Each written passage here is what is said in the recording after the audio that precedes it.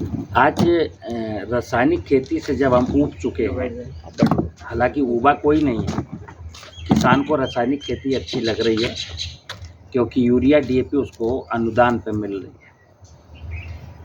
लेकिन आज की जो खेती है उससे कुछ बुद्धिजीवी ऊब चुके हैं और कुछ बुद्धिजीवियों का मानना है कि भाई जो दूरदृष्टा हैं, जो उनको जो सोचते हैं कि ये प्रकृति हमारी सलामत रहनी चाहिए, तो उन लोगों ने ऐसी अपील की कि हमको प्राकृतिक खेती की ओर लौटना चाहिए। और प्राकृतिक खेती की ओर इसलिए लौटना चाहिए क्योंकि जो आज की तारीख में जो आधुनिक कृषि प्रणाली है, मैकेनाइज्ड और केमिकलाइज्ड, जब हम केमिकल डालते हैं तो सॉइल के बायोलॉजिकल कैरेक्टर और फिजिकल कैरेक्टर ख़राब होते हैं, और वो केमिकल, वो रसायन हमारे बायोडाइवर्सिटी को भी वीक करते हैं, और वो रसायन मानव की हेल्थ को भी ख़राब करते हैं। आपने सुना होगा कि बहुत सारी बीमारियां इन रसायनों की बदौलत जो है ना बढ़ रही हैं। तो कुछ बुद्धिजीवियों का मानना है कि भाई आने वाली पीढ़ियों का क्या होगा, तो आने वाली पीढ़ियों को ध्यान में रखते हुए उन्होंने अपील किया कि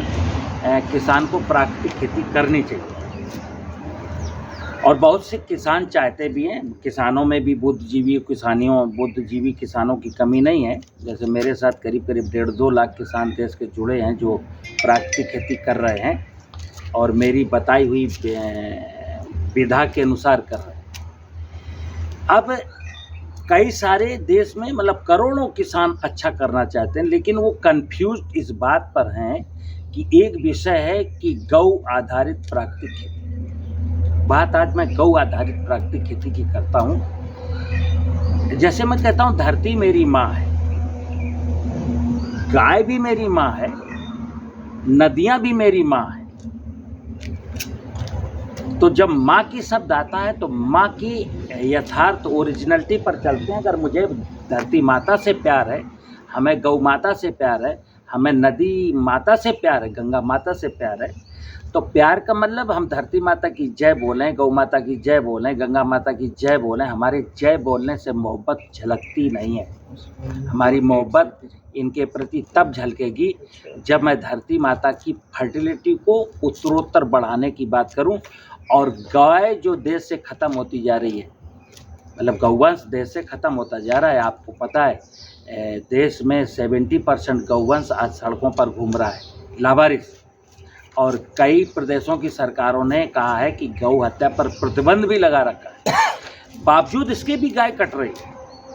प्रतिबंध के बावजूद भी गाय कट रही है, कोई माने या ना। उसका कारण है जब किसान गाय को घर पे नहीं बांधेगा, नहीं पालेगा और गाय सड़क पर होगी तो देखो चोरी छुपे कटेगी।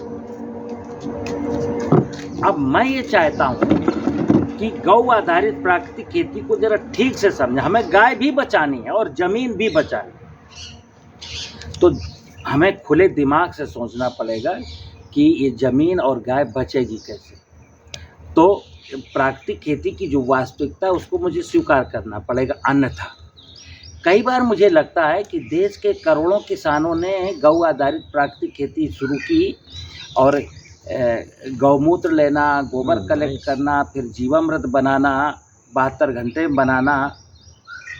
आप समझिए, मैं समझाना सिर्फ ये चाहता हूँ अपने दर्शकों को, किसान भाइयों के, देश के नीति निर्माताओं को, जिनको गाय से मोहब्बत है उनको भी, जिसको गाय बचानी है वो एक अपील करे गवर्नमेंट से, जिसको भी गाय बचानी कि भाई फर्टिलाइजर पर सब्सिडी बंद करो।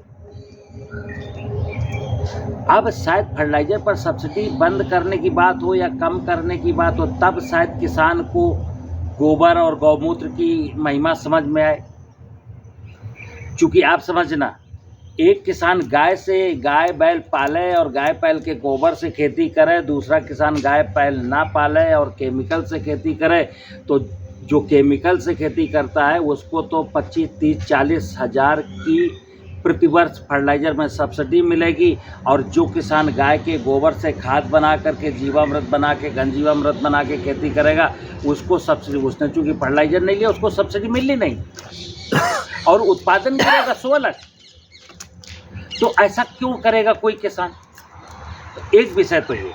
कि जिनको गाय से मोहब्बत है, जिनको भी मैं डंके की चोट पर कहता हूँ, ये पेशाब कलेक्ट करना, गोबर कलेक्ट करना, ये गुड्डे गुड़िया का खेल नहीं चलेगा।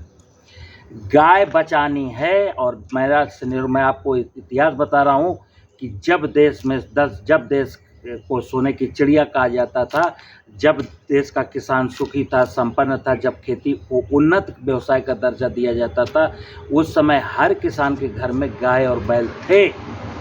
जैसे जैसे गाय और बैल गायब होते गए, वैसे वैसे किसान की मुश्किलें बढ़ती गई। रिलेशन तो है खेती का, बैल का, गाय का और धरती माँ का एक संबंध तो है, इसमें कोई संदेह नहीं, लेकिन संबंध तब बनेगा जब बैल गाय होंगे। अब बैल तो किसी के पास है नहीं, क्योंकि ट्रैक्टर पर सब्सिडी है, कृषि यंत्रों पर सब्सिडी है, बैल पर, गाय पर तो कोई सब्सिडी दे नहीं रहा। तो बैल आधारित खेती को कैसे हम प्रमोट कर सकते हैं?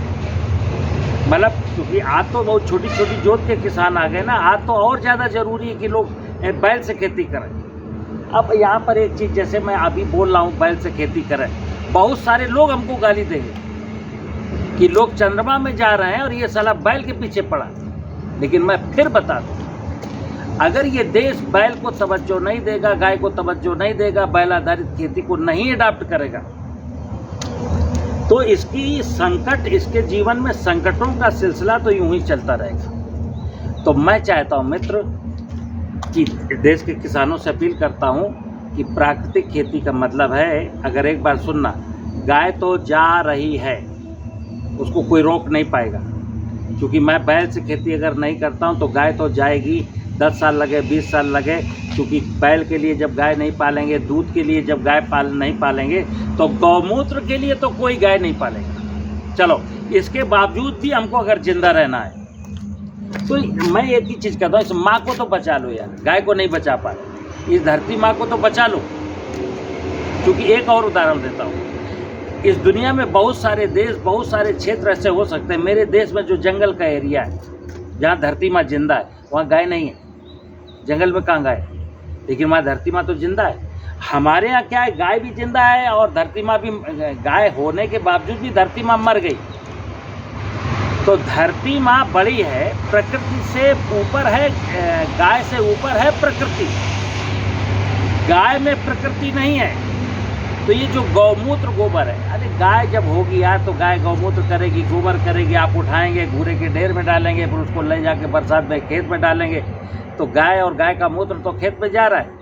लेकिन जीवामृत बनाने में, अब मैं लोगों को समझाता हूँ, सिंपल सा कॉन्सेप्ट है, जंगल की मिट्टी ले आइए, पानी में डाल दीजिए, गुड़ डाल दीजिए, आटा डाल दीजिए, बैक्टीरिया खाएगा, बढ़ जाएगा और आप 3-4-2.5 महीने मैच्योर हो जाएगा, उसको खेत में डाल दीजिए। तो गौ आधारित खेती मैं जो देख रहा हूँ, ये जो गौ आधारित खेती का जो मॉड्यूल है, बहुत सारे किसान उसकी वजह से कंफ्यूज हैं।